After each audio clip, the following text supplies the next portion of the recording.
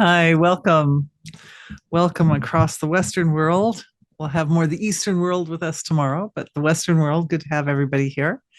Um, so we'll just dive right into today's session. I'd like to start by sharing with you what is energy healing, and then follow this with a few moments of silence, and then follow this, hi, follow this with prayer of gratitude, and then dive into today's session. And today's session is about healings for the heart and the circulatory system and the emotional structure of the being, and going from the physical material heart and circulatory system in to all the subtlest expressions and layers of that system, and then also deep inside, all the healing from the most superficial to the most profound. um, and I'm really excited to be here and to be doing this energy healing with you, because we really need it right now. Also, it's really a pleasure for me to be able to share the value of energy healing and to help everybody kind of become more self-sufficient and understand what it is about. All right. So, what is energy healing? What is it about? It is the act of moving awareness in very specified ways. We're so good at moving awareness. So we move it in specific ways to produce specific effects. The foundation of awareness, like the foundation of everything, is consciousness or being. There's a source of creation that's at the foundation of everything. And that source of creation begins creating the creation through its own self-referral dynamics. That means the source of creation doesn't have to seek outside itself to create anything. It creates from within. And in those first moments of creation, it begins by establishing relationship with itself. And it finds itself to be knowingness, right? Because when that one source is looking at itself, it's both knower, known in the process of knowing. This is Vedic science.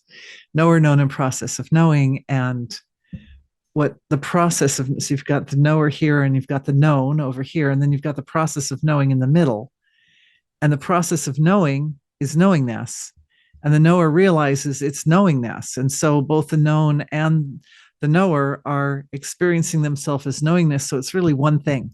There's just one thing there, knowingness, knowing itself as knowingness. And so you have a kind of a self-referral process that's going on. The first relationship. Anyway, knowingness, awareness, pure perception, pure consciousness. So this is our tool as energy healers, is to move our awareness around, move it to places in the body that need support and help. Today, we're going to focus on the circulatory system, and focus it in such a way, like at certain angles, coming in at various angles, to produce an effect, to actually influence or impact that part of the physiology or the system that requires support. I'll show you how to do it, and then you can just do it yourself. And it's easy because we're all good at focusing our awareness or attention, right? Okay, good. So that's energy healing in a nutshell. And let's have our few minutes of silence. Why do we do a few minutes of silence? Is to allow the awareness. This is the first thing we're going to do, is move our awareness from more outward, superficial, to more inward, abstract, more self-referral, more, you'd say, closer to the source of creation itself. So don't mind the time. I'll keep an eye on that for you, but we'll go for about 3 minutes. And after 3 minutes, I'll ask you to open the eyes. And when I do, don't rush out. Take a little time to come out of the quiet, because as we take more time, we bring more of that silence of the source of creation with us. Okay, let's close our eyes.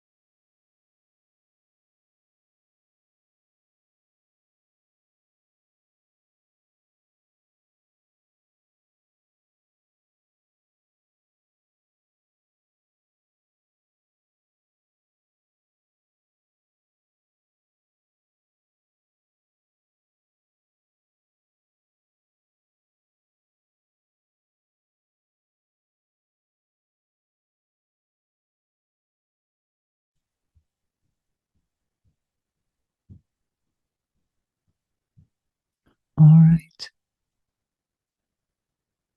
Let's take a few moments before opening the eyes.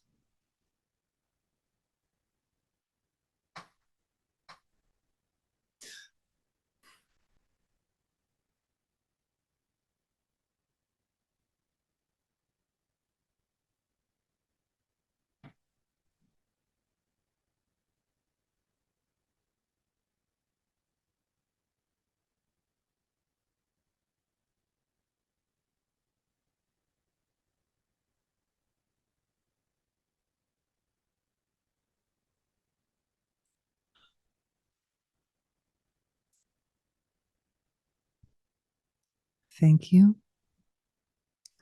to the source of creation. Thank you to God for being everything.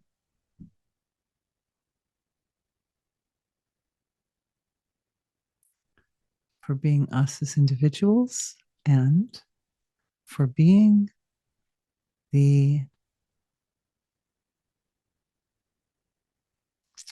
invaluable, precious, eternal tradition of wisdom that connects the unmanifest source of creation with the entire universal field of its expression.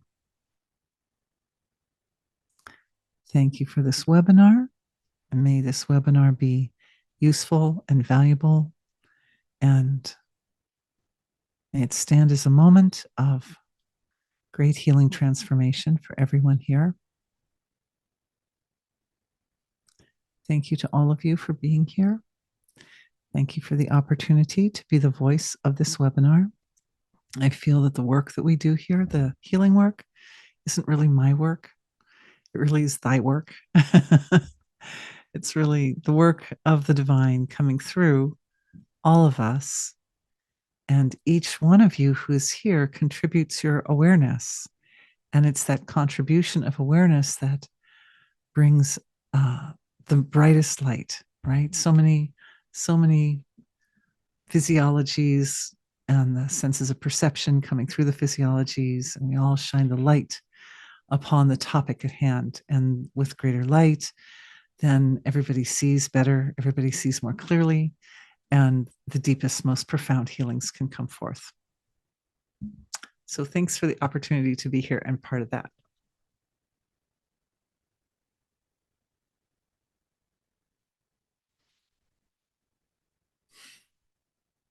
All right, I'm ready. Healings for the heart.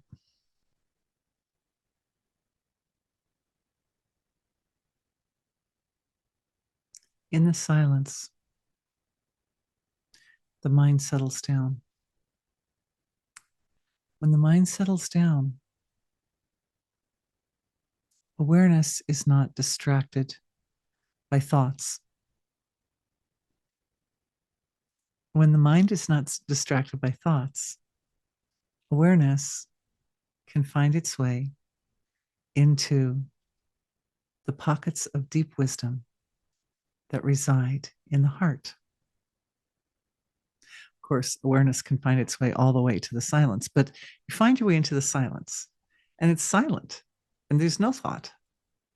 And within that space of no thought, there's still awareness.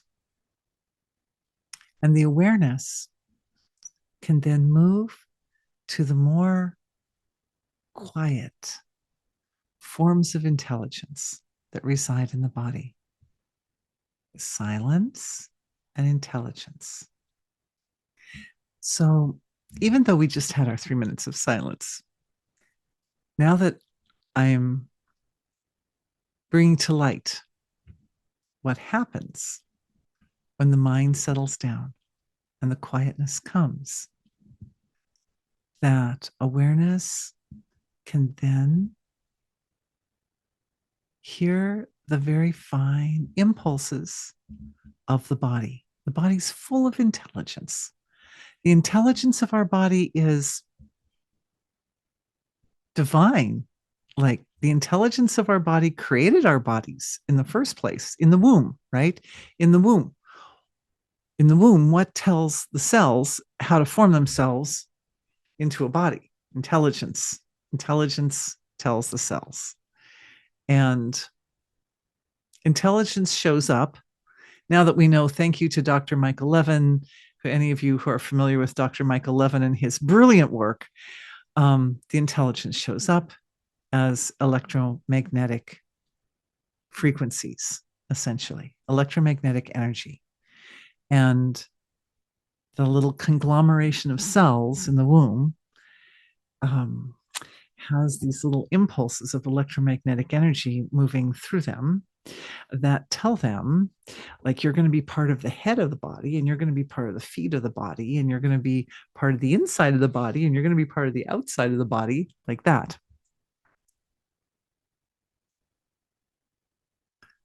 The heart that begins forming even just after a few weeks.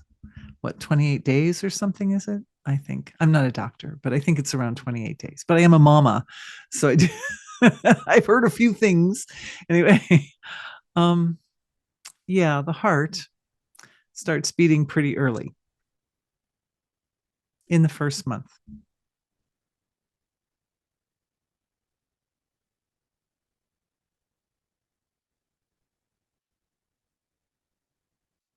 The pulse of that heart is the pulse of all possibilities.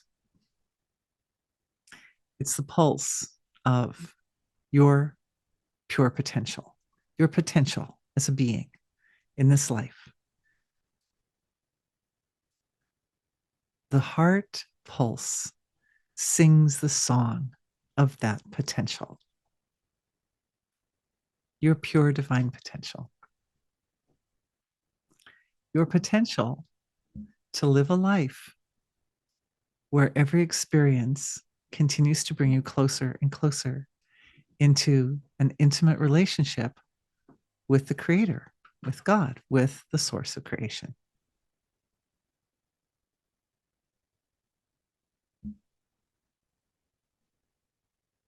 This is the potential of each experience, is increased closeness of relationship. So the heart is the singer of the song. And what's happening is you and I, we, all of us together, are using our awareness, our attention, our love to remind our little teeny tiny baby, infant, in the womb baby hearts the infinite potential that is in a relationship with one who loves beyond comprehension. One who loves beyond comprehension. Our little bodies, are, even now that they're out of the womb, our bodies, our formed bodies, need the senses of perception, mind, and intellect to understand reality. And these tools for understanding reality have some limits. So the ability to comprehend that love is an act that stretches the limits of the human capacity to comprehend. And it results in growth. Comprehending the love of the divine results in growth. Emotional maturity, maturation, emotional maturation, refinement of the senses of perception, right? Because the senses of perception are trying to perceive something that's beyond their scope. And so they must become very delicate, very highly sensitized, you could say. They have to kind of hone in to be able to perceive something as great as the love that resides in the relationship between the heart of a human with all of their infinite potential and the Creator who created them.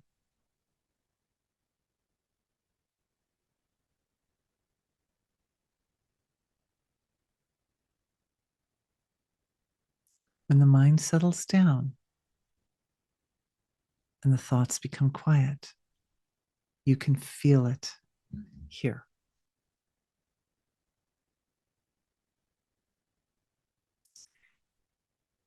Putting the hands over the heart area. I know I've said it for years. For those of you who've been with me for years and years and years. But this is the way we feel it. This is the way we find it.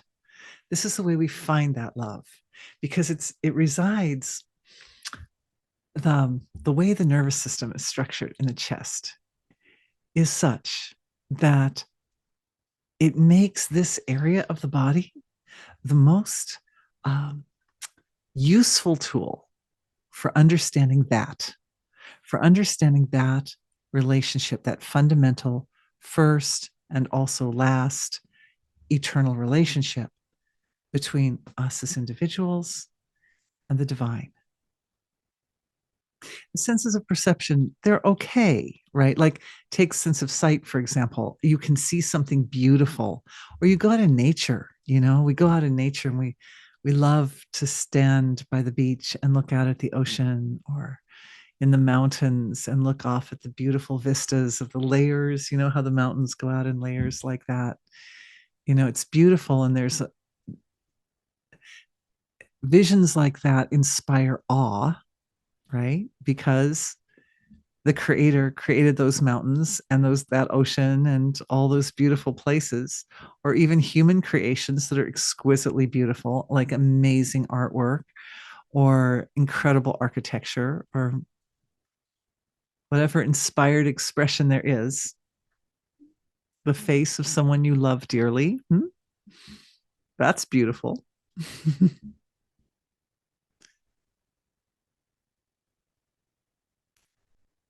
So the eyes can see, but the awe, the feeling of awe and amazement, that comes from here, right? It's like a great fullness rises up from inside the body and is like, oh, wow.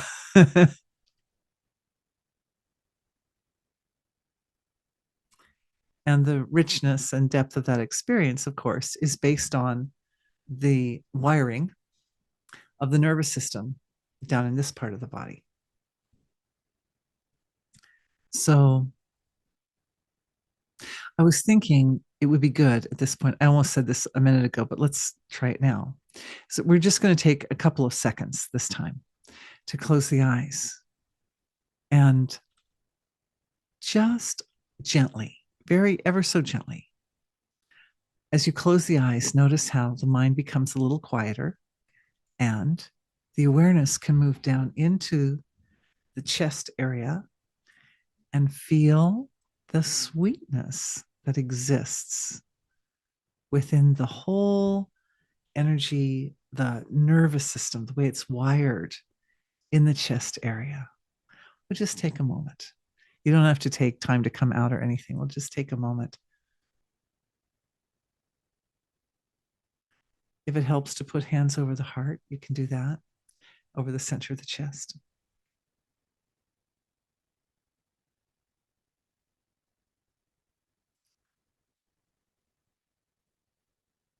Feel how immeasurably sweet the quality of energy in the heart is in the chest area. So sweet.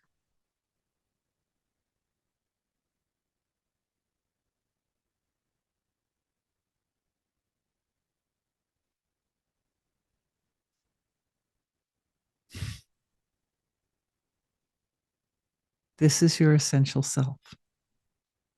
This sweetness is there. You can't fake that, right? You can't contrive it. It is the truth of who and what we all are, is the sweetness that we feel in the chest area. And of course, the nervous system in the chest area is wrapped around the heart and the circulatory system, also the respiratory system, and the thymus is there. So the immune system, we've got bones and muscles, of course, all the lovely ribs that go like that, and the lymphatic system, lots of little lymph nodes up in this part of the body. So, there are a lot of bits and pieces in this part of the body, not to mention the back, all that's going on in the back, right? So, so the whole area has its complexity. And it is I would say, the collective effect of the nervous system around all these parts that's responsible for that sweetness. However, there is a concentration of nerves around the heart. Just as the gut has a kind of neural network around it, so the heart also has a neural network around it. And because of the heart's physiological function of pumping, so it's creating like a rhythm, right, inside our body, it creates an electromagnetic field that has a specific tone to it. Magnetic field produced by the heart. I've said this many times before, you can look up heart math, I think, if you want to look up something about it online, heart math, heartmath.com or something like that. But it's measurable. The electromagnetic field produced by the heart is measurable because it's so big. In fact, it can be measured up to 3 feet in different directions. So that's a pretty big field of electromagnetic energy that's being produced by the heart. And of course, it's a bigger electromagnetic field being produced by the heart than by the brain. Even we think of our brains, as having a lot of electromagnetic energy in them, right? Because all those little neurons are firing all the time, but actually the heart has more. So you can think of the heart, we can think of it as like the conductor of the orchestra. And that electromagnetic field is the same thing. It's the same, you could say it's the same collection of electromagnetic impulses that was responsible in the first place for building our bodies in the womb. See how powerful it is? The electromagnetic field created by the heart speaks to all the cells in the body. And the spectral array of electromagnetic energy in each cell that's around the DNA tells the DNA how to show up. It tells the cells how to be healthy. So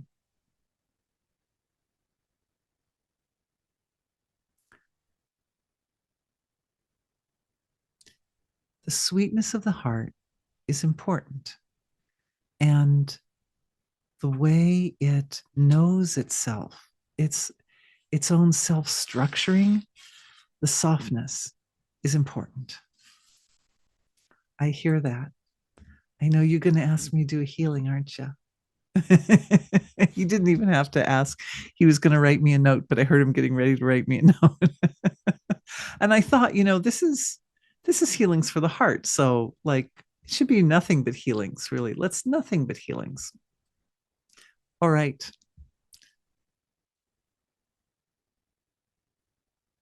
Taking the awareness in.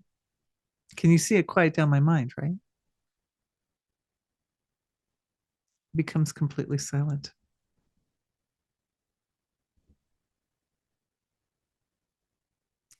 And through the quiet of the mind and the warmth of the heart, all the hearts that are here have the light of divine love shining upon them. Your personal relationship with the divine. This is the light that shines in the heart. And this light forms the first fundamental. It forms the first note or the first quality of resonation. It's not an individual thing. It's individual and wholeness together. form the first fundamental. And when individuality and wholeness come together, they create a relationship so beautiful, so nurturing, that the nurturing of that relationship speaks to the whole creation. It speaks to the whole environment here in the heart.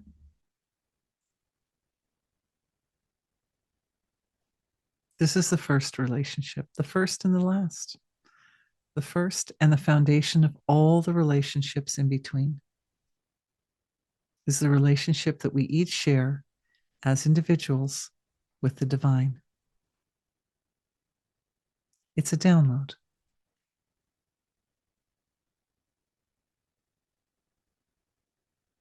Familiarity with that light, with that relationship, with the resonance of that relationship provides the physiology and the whole being with a sense of utmost comfort, security, safety, security.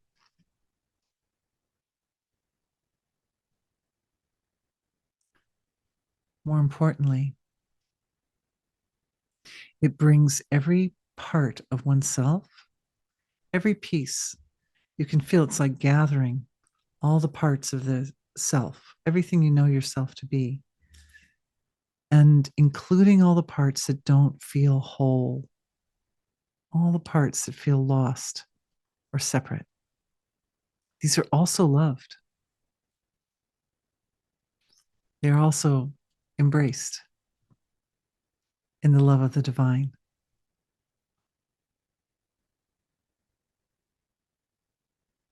And as the parts that feel separate come into the embrace of the divine,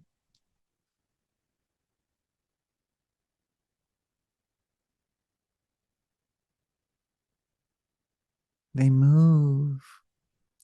They move. Coming in is moving. They come in. They are seen and accepted, but also held in a like a cocoon of silent divine love. And what happens is any parts of those aspects of self that don't feel whole, that don't feel complete, they're washed in that light, washed in the light of that love. This is what's happening. It's like a wash. And it's hard because washing means purifying, and purifying means letting go of that which is not serving life in the highest, not serving evolution in the highest, and certainly not serving the relationship that we hold with the divine in the highest. And so those aspects that have to let go, there's always like a little bit of grief that goes with letting go. Even if you know it's something that's not serving you, it doesn't matter. If we've been carrying it, then it's a little bit of grief there. And there's that knowledge that like this thing isn't going to be with me anymore. And some of these aspects of self have been with us for a long time. Sometimes we carry stresses even from previous incarnations, or stresses are carried down through familial lines. And so as they start to move and purify out, everything has to move. The whole environment has to move along with that purification, including ancestors, including past incarnations. Wherever is the seed or source or beginning of that feeling of I'm separate, I'm looking for it. It goes back. If you go back to the very, very, very beginnings of it, it begins at the moment that the soul emerges from the source of creation. That's the first separation. The soul emerges as a unique form from the source of creation. And it does so that the physiology can take shape. So the physiology can exist within the constraints of space and time and causation. And it exists like that so that we can have a relationship. Because, in a relationship, you need two parts, like a heart, right?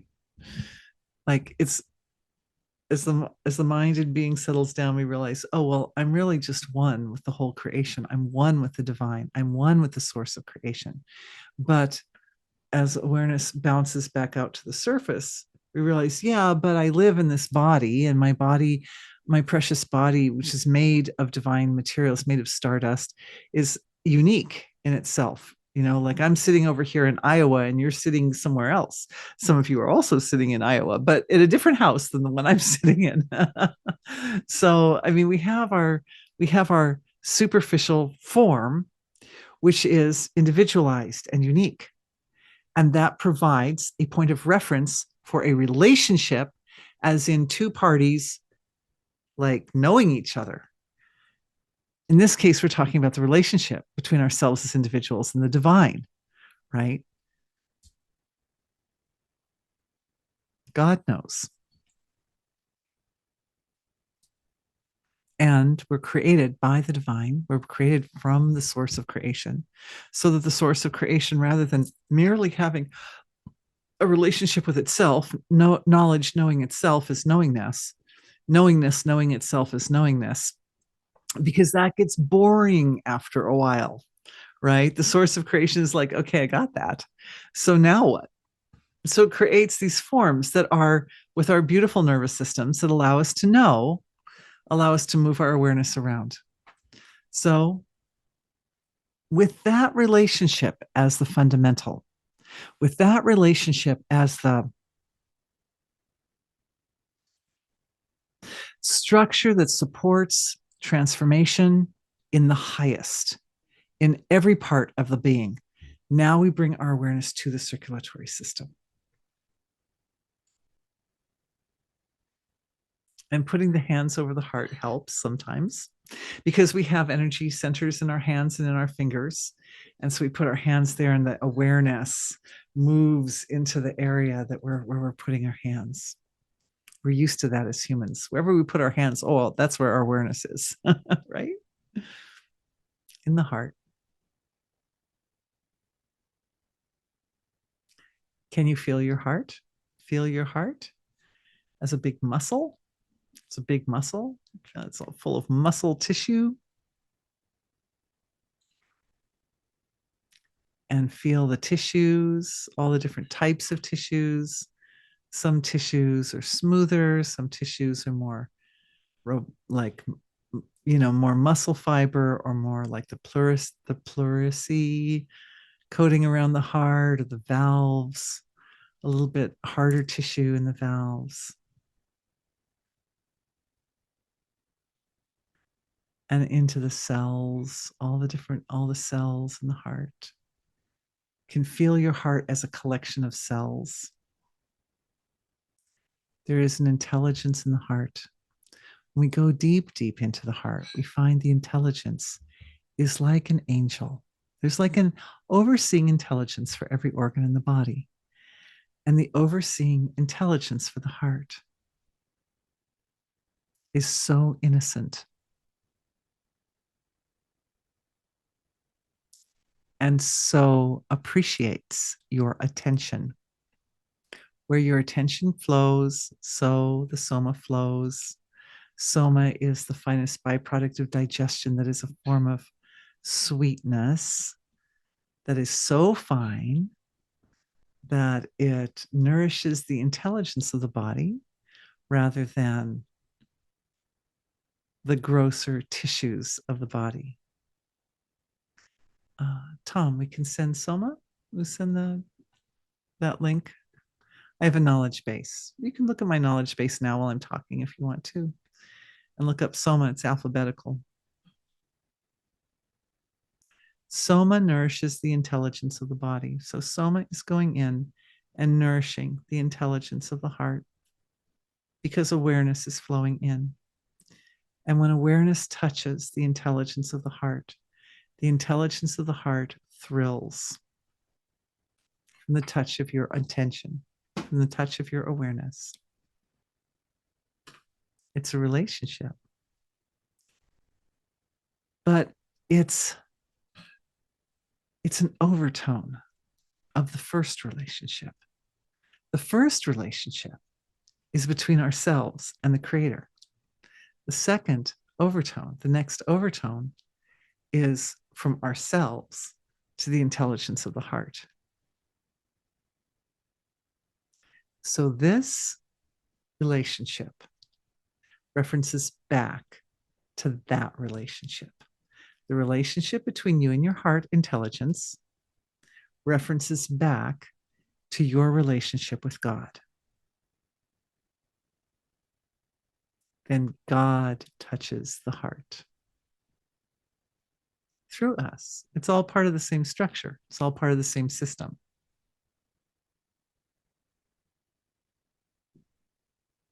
And the touch of the divine to the heart is glorious.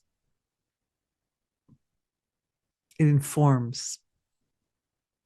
The source of creation is a resource of all wisdom and knowledge. So it informs. Pure knowingness coming in. It bypasses because the mind settles down. The awareness settles down. So no thoughts, just pure knowingness coming directly to the heart. And what is coming from the divine is the original fundamental blueprint of the healthiest, most complete, most robust form that your heart can take. It's personal.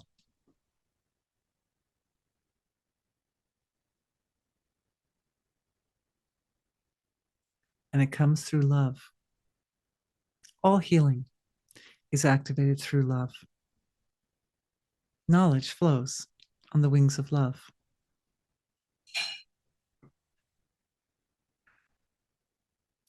So it's like love filling the heart. And of course, the mitochondria in the heart are the producers of soma. And the heart has more mitochondria than any other organ of the body. So here's the heart producing this beautiful, soft material that is gobbled up and nourishes the healing intelligence of the body. And it's folding back into the intelligence that heals the heart. So it's like a loop. And that loop creates a hum. It creates a frequency or a sound that is divine in origin. It is beautiful. It's a sound that pleases the divine. And so that beautiful hum is offered back to the source of creation. You made me. You made me through your love.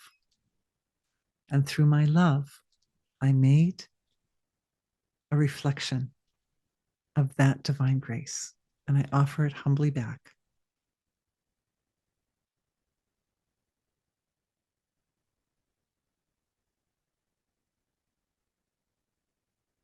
And in the silence, the exchange begins between individuality and the divine. The grace and gratitude, the process of self-acceptance, deep, deep acceptance of oneself, of all the experiences that your heart has ever undergone, right? All the traumas our hearts have ever undergone, all the relationships that didn't work out quite right, or hopes that were eventually let go.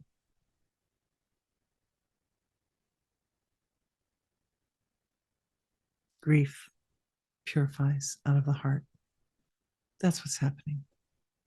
It's some nice purification.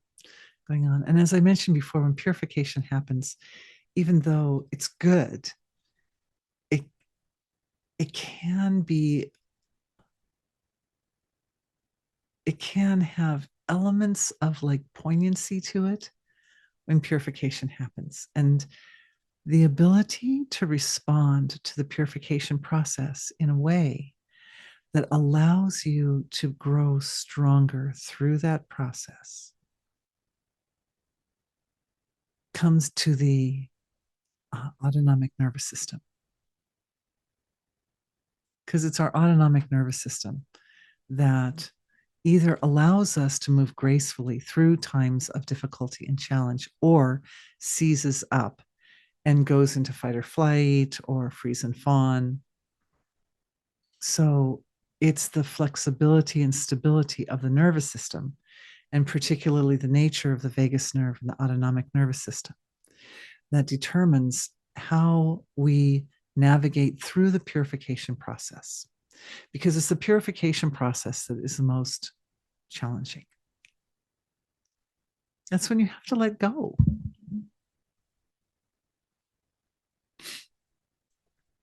I'm feeling right now energy actually in the solar plexus area waking up. It's a kind of strength. There's a value of decisiveness and power, intention. It's like a light coming, like a light medicine. It's a feeling. As it rises up, the heart area goes, oh, I know this feeling. This is decisiveness, right? As it rises up, it communicates to the autonomic nervous system how to navigate the most difficult of situations, how to navigate loss.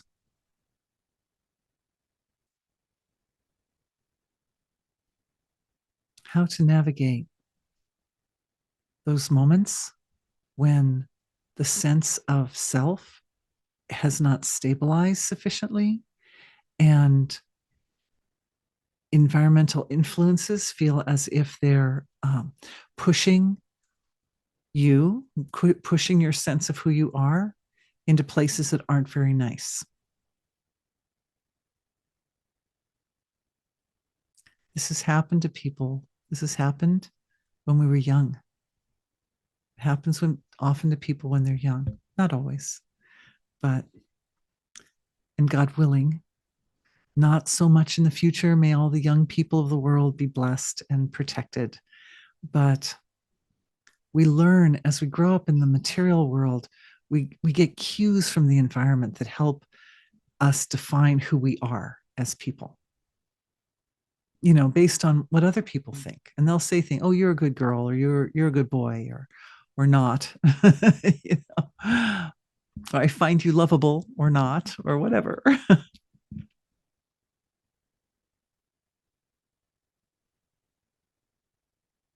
But all of that is now being restructured. Yourself right here and now, and your awareness right here and now is able to move back through the timeline and embrace little you in those moments of formation of sense of self, those moments when you were deciding who you were, what kind of a person you are, and what's important to you, and bringing in the first harmonic, bringing in the first fundamental, which is the relationship that we have with the divine, which is unconditional love. That's the color.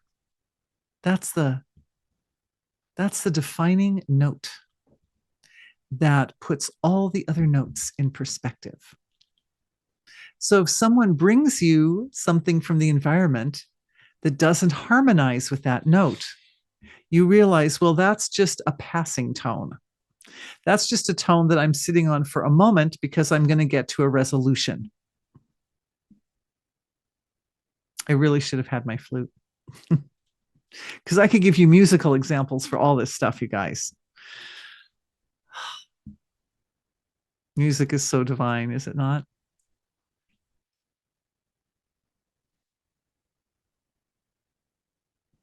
Let's take a moment and just give thanks. into the heart energy center. And of course, the cord of light running through is very grounding. We're connected to the divine, we're connected to the earth. The whole thing stabilizes within the context of that fundamental. Because what are we really stabilizing to? What are we really connecting to? We're connecting to our first relationship. That's the relationship with that field of all knowing, all loving being that created us. That's the fundamental. It's even more stable than the earth.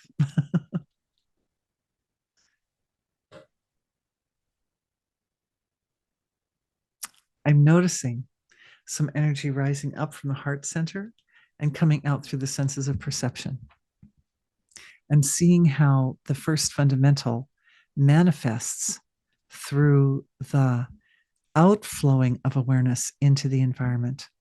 And in those places in the past where you had moments where somebody was rough with you,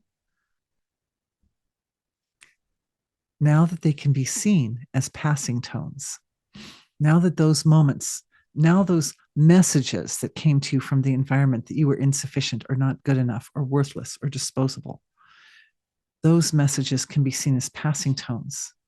And the fullness of the heart goes to thank those individuals for having provided passing tones, for provided tones that allowed the resolution to be ever sweeter. Because I'll tell you, music without a dominant fifth chord or something is just, it lacks a little something yummy. It lacks yumminess. You need to have the dissonant notes in order for the resolution notes to be really, really satisfying.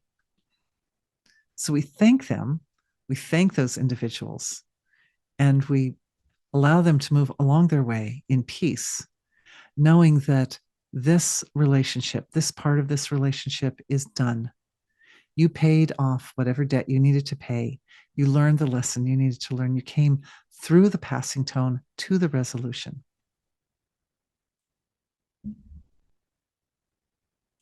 Hey, questions? Yeah.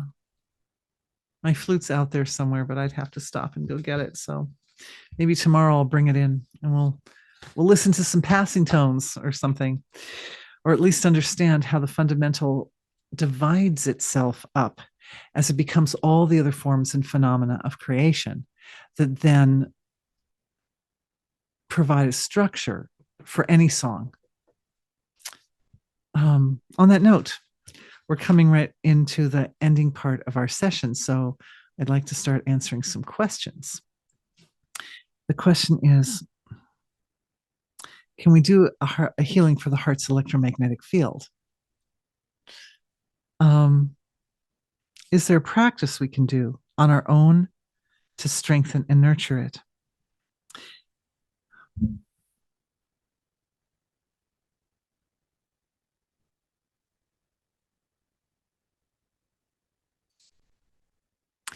The electromagnetic field tends to move and change. It adapts to environmental forms and environmental input, but it also responds to internal environmental input. So both internal and external. And to be fair, the internal influences it more than the external. So if you're having a good time and things are lovely, this speaks to the heart, and it speaks to all the differences. Then the heart in turn speaks to all the different parts of the body, and everything tends to flow a little bit more in balance, in a balanced way. But the thing we can do is we can recognize and place the first relationship in its proper position. Because placing the relationship that we have as individuals with the divine is, you saw how we used it in the healing. It puts all the other experiences that we have in perspective. If you have that relationship stable, then if there's a relationship that's all relationships have a spectrum, right? There's some aspects that are great, some aspects not so great, but it puts all those little aspects of the relationships into a relationship with the first fundamental note, which is one's own relationship with the divine. And that reorganize, like doing one thing that fixes a lot of things, right? So there are different kinds of actions we can perform. I could give you, this exercise to put the hands over the heart and send your love into the heart, and create those self-referral loops of nourishment that we create for our hearts. So that's one kind of exercise that's very good. And of course, anything we do to support and promote wellness in the physiology and in the heart will affect the electromagnetic field, because the heart is in charge of the electromagnetic field. But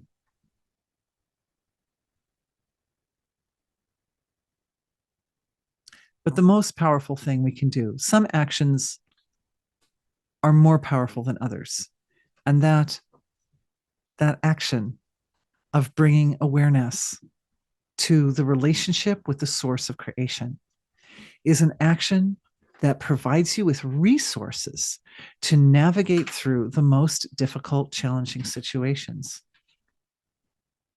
Oh, yeah. Thank you. So here's a suggestion. How about random acts of kindness? Did that come from an email, or you just thought of that yourself? Oh, he thought of that himself. I have tech support here.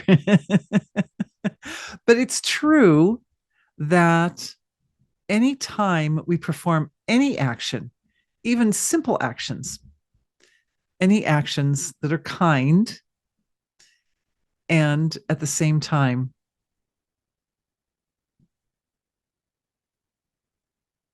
the heart is full, this combination of action and fullness of the heart gives rise to a stratification of awareness. So what I mean by that is, if the awareness is just on the surface, right? So I'm doing this thing. I'm going to pick up this little object. Oh, here's a little angel. I'm going to pick up this little angel and I'm going to boop it around like that. Like, I can do that. But if I engage my heart and I pick up the angel, where do I take that? Because the heart then begins to inform the action. And the act of picking up the angel and settling, you notice it settles down. When the heart engages, it's like, oh, the angel doesn't want to go like this. The angel wants to go like this.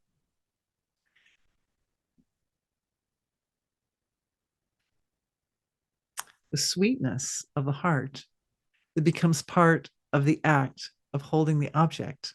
My daughter gave me this. She's such an angel. She's beautiful. Oh, I see. I'm holding the angel. I didn't even think of this.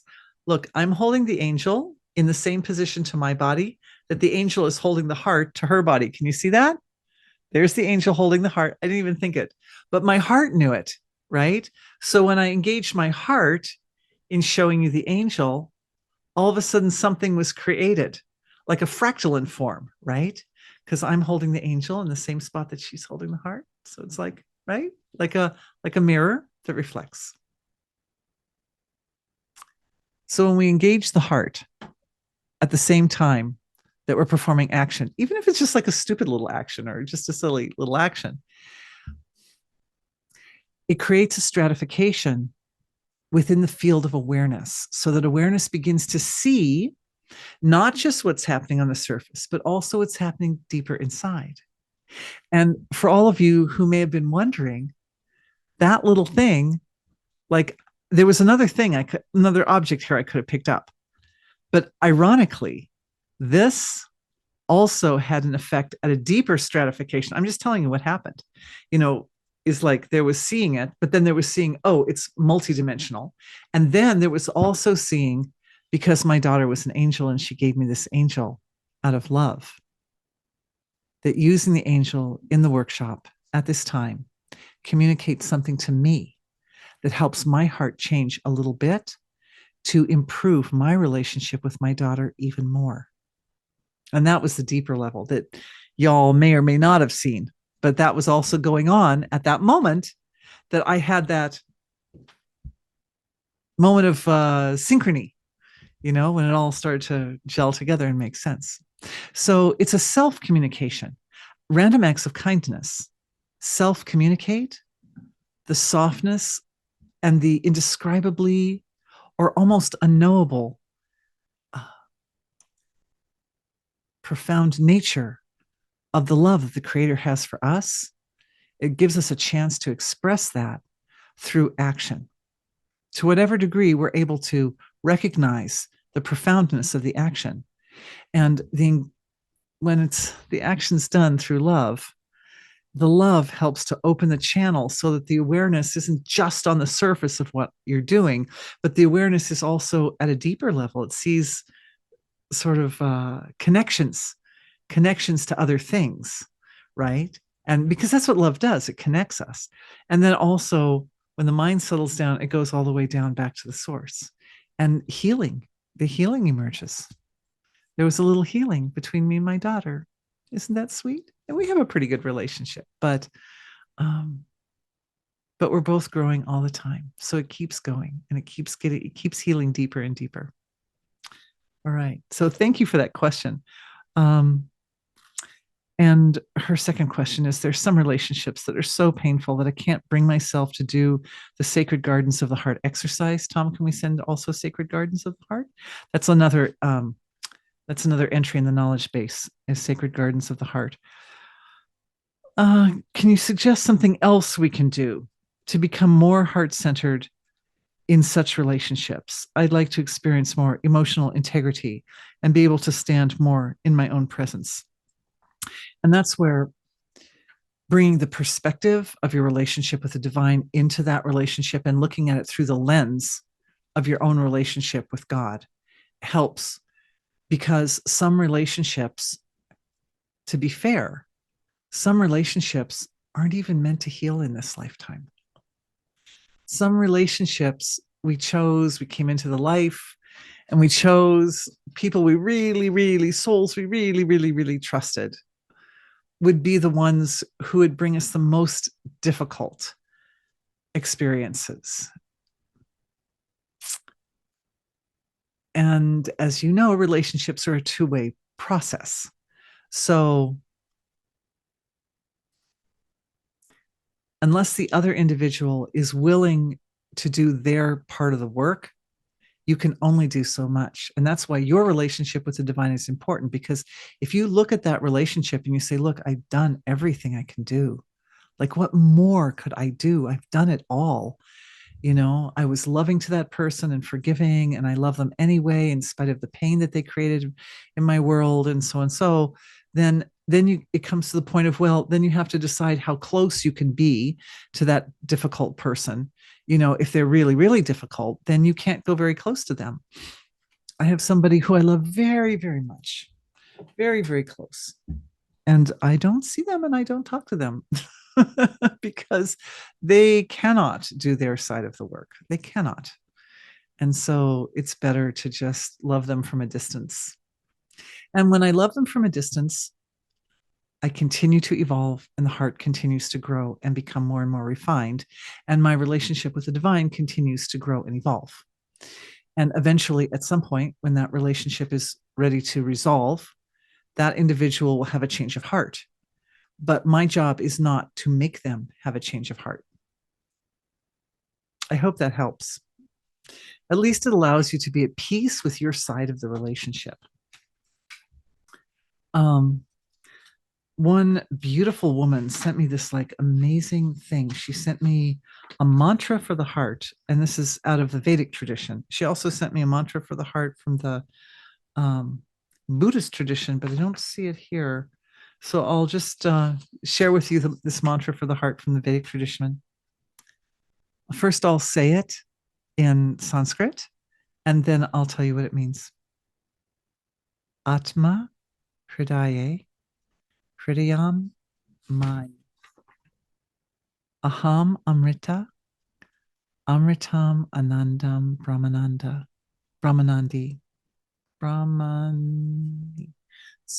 Amritam Anandam Brahmanhi. It means my true nature is the heart. Sorry, I'm not a Sanskrit specialist. Sorry. If I knew my Sanskrit better, I would have said it better. But anyway, the heart, my true nature is the heart. The heart is my true nature. I think we get that part. I am bliss of the heart. The heart that I am is the unending bliss of oneness. That's the word I was messing up at the end, Brahmani. The heart that I am is the unending bliss of oneness. Amritam Anandam Brahmani. Brahmani. Brahmani. Yeah. So anyway, beautiful, beautiful mantra. And I'll send it to you so you can you can see that one for yourself. Maybe you'll have a better time with the Sanskrit than I did. I should after like decades of familiarity with Sanskrit, but anyway, so it is. So it is. So my relationship with the divine, right? Like I sit up here in front of like hundreds of you guys and just screw up that mantra, and like it's okay because it all has to be taken in perspective. So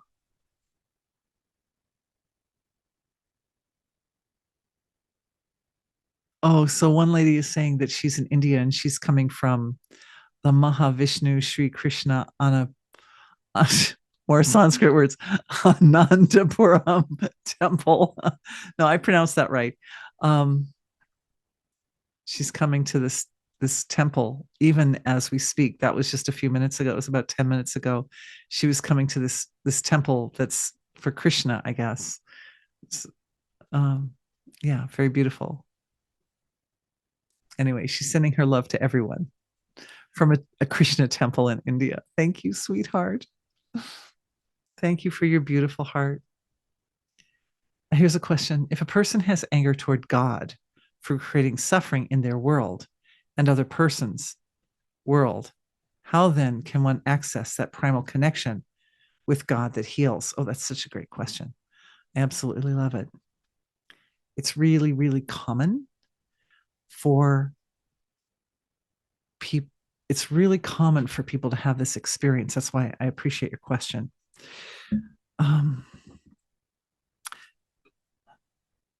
Part of the answer, this isn't what you do, but part of the answer is that, like a parent for a child, like say the child is acting up, even if you feel angry toward God, or even hate God, or even don't believe that God exists, the love of the divine still is there for you. It still is there for you, and it still comes to you. And you can say, well, how can it be there for me if I'm having this absolutely horrible experience? How can I know that the love is there? I don't feel the love there because I'm having this horrible experience. There is a tendency when experiences are very, very difficult for the difficulty of the experience to cause like a domino effect inside in the scaffolding, the underlying scaffolding behind our sense of reality. That if things go really badly and one part of life crashes down, then there can be this tendency to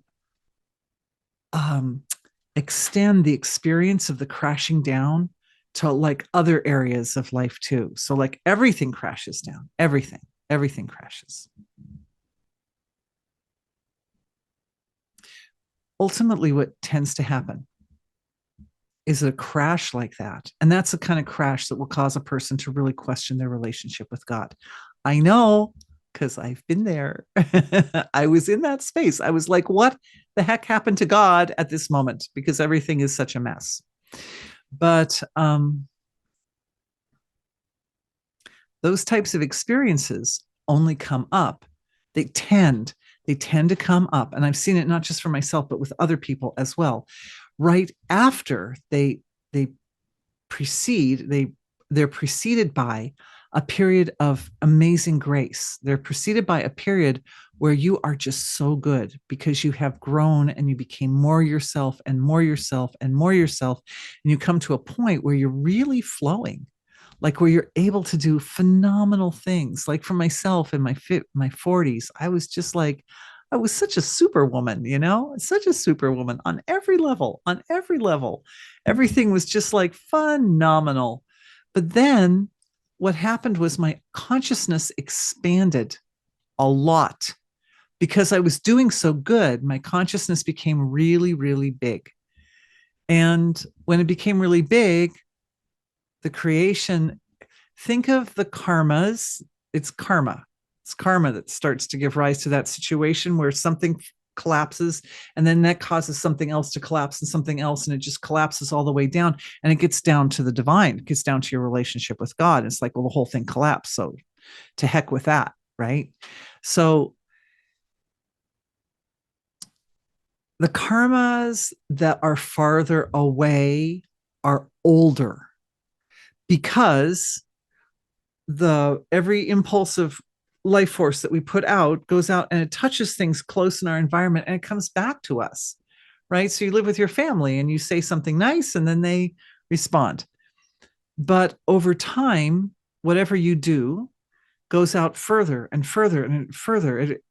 Even the words I'm speaking are going out of my house. They go through the walls and up out into the space, and they go out of the atmosphere of the earth, and they go out to the far reaches of the universe.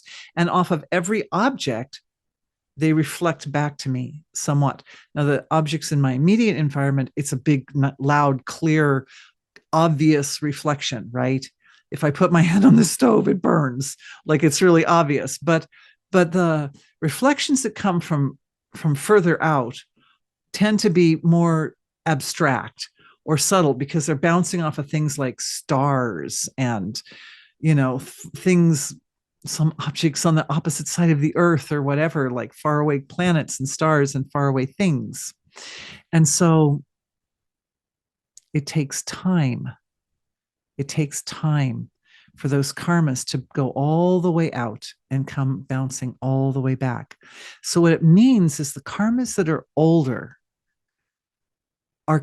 were produced by me when I was not as evolved as I am now.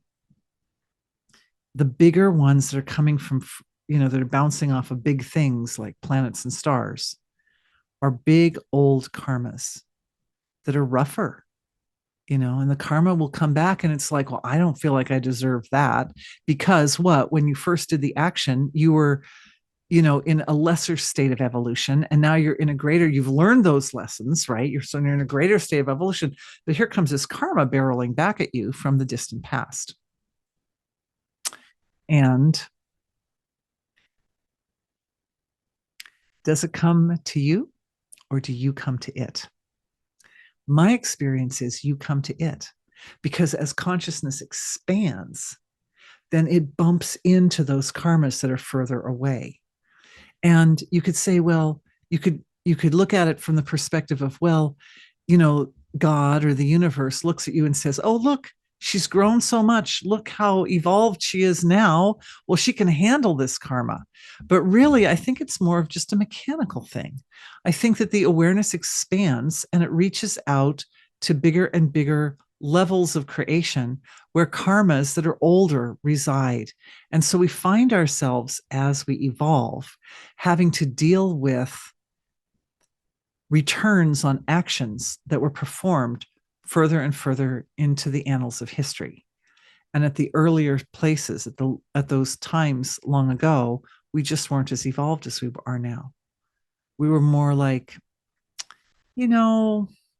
prone to being overshadowed by our passions or not knowing how to express negative emotions very nicely. So hurting people in our environment more and, stuff like that. So it's old karma. Can we do a healing for that? Brahmani.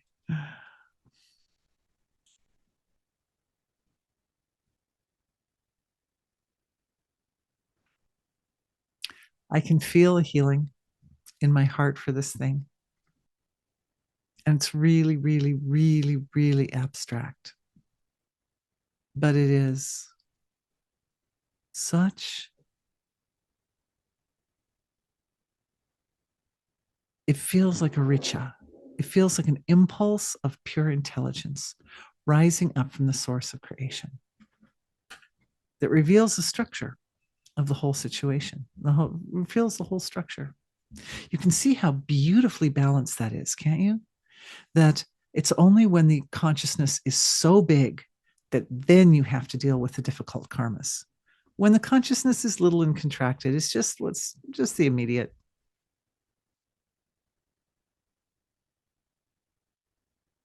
It's not that we want to stop evolving our consciousness, expanding and stabilizing greater and greater expansion of consciousness. We need that. We must not stop doing that, because that is our doorway to knowing our relationship with the divine.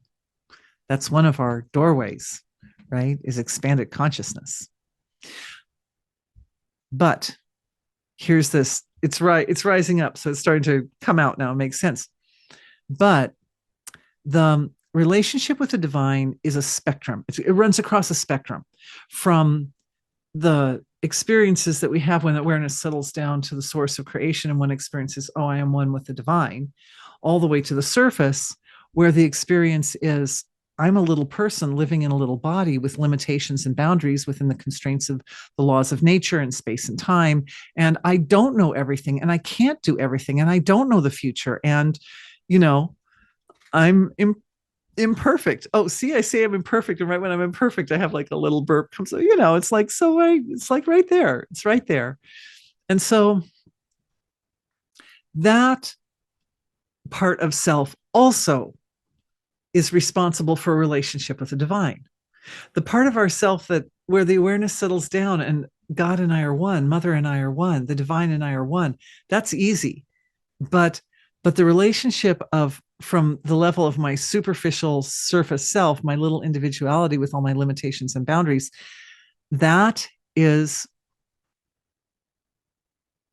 also easy. It also can be easy.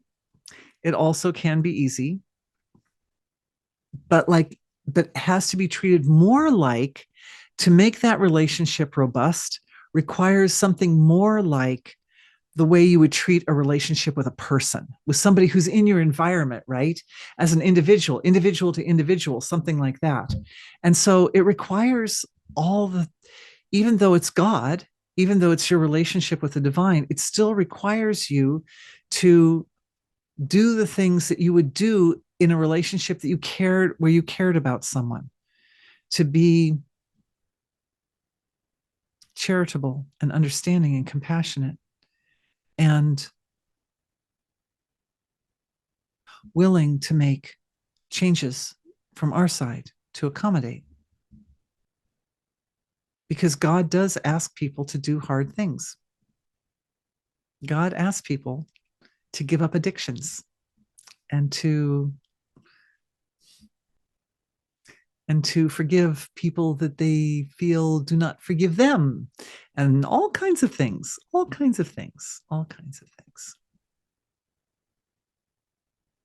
Those types of actions,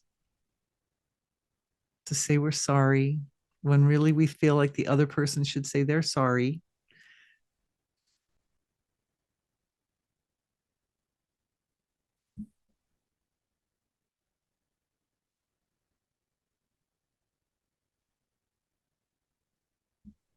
Most importantly, in the relationship with God,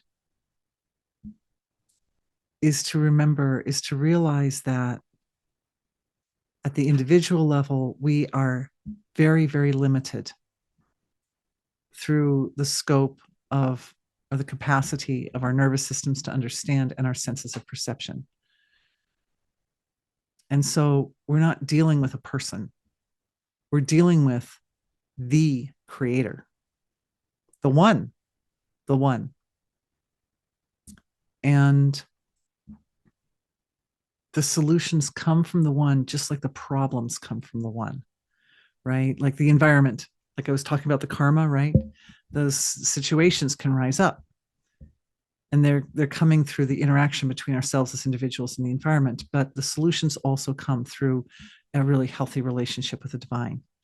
And that requires a level of recognizing one's own limitations and being able to go, okay, then you do it. You do it, God. I can't do it. I have limitations here. You do it. And that letting go can be really, really hard. It's one of the hard letting goes because one has to become innocent like a child. And instead of anticipating, instead of deciding what you want the outcome to be, and then expecting all the pieces to come for that specific outcome, you have to put yourself in a place where you just are receptive to the pieces. You're receptive to the resources that come to you, and then find out as the resources begin to gather what the outcome is going to be. Does that make sense? It's sort of like different from the scientific method, right? We're very much on the scientific method here in the West, you know? You create a hypothesis and then you decide how you're going to test the hypothesis, and then you gather up little bits of information, and you might be a little bit like cherry picking through that information so the information supports your hypothesis and so forth. And like to put yourself in that space where you don't have the idea of what the outcome is, because we don't have control over the outcome. We never have control over the outcome. We only have control over the way we navigate or handle situations. And so coming to that place of recognizing that we are working through a nervous system that filters out more than it lets in, it kind of makes a person very humble. And the willingness to say, okay, I can't do this, you have to do it. And all healing does come through that relationship with the divine. But it takes a lot of humility to go, okay, then I can't do it, you do it. And then as the resources come in, just moving with those and being willing to be surprised at what the outcome is. It can feel very unstable. We like that sense of what's going to be at the end so that we kind of have like an anchor point to connect with. And that feeling of instability can be that's what's uncomfortable for the autonomic nervous system. That's why we did a healing for the autonomic nervous system today, because the autonomic nervous system, when it becomes more stable and flexible, allows you to move into that space where you're just like, the divine is working through me and through all things at all times. And I am receiving and accepting these gifts that are coming, and they're going to form together. I trust that they will form together and show me what this is that I'm doing and why I am having this horrible experience, and resolve it. It's a lot of letting go. It's a lot of letting go, but you can do it. You can do it. And the autonomic nervous system will become more stable and adaptable as we go along. And so then it gets easier and easier. And then the resolution comes without effort because it's really coming from the source of creation. You don't, in the end, don't have to do anything. I hope that helped answer the question. Here's a lady and we're over time. Here's a lady saying she has a completely broken heart since the person that she loved died 3 months ago. Oh, I'm so sorry. I can't see currently how it can ever recover from that. Any suggestions? We're over time by 10 minutes. So, and this question really, really, really deserves a really, really nice answer and a really nice healing. So I'm so sorry, sweetheart, to make you wait even overnight. But we're going to meet again tomorrow, and I promise I will start with your question. I like this, and there are more questions down here too that I haven't gotten to. So we'll start there. And you'll get, even if you don't join me for tomorrow's meeting, it doesn't matter. You don't have to pay for an extra session. We'll just send the recordings to everybody. Everybody gets all the recordings, no matter how many days you signed up for. So thank you, my dear, for helping me stay on the schedule and honor and respect everybody's timeframes and those who need to go to bed on the East Coast. And we will start with your question tomorrow. Thank you so much. Tenderest love to everyone. Thanks for being with me.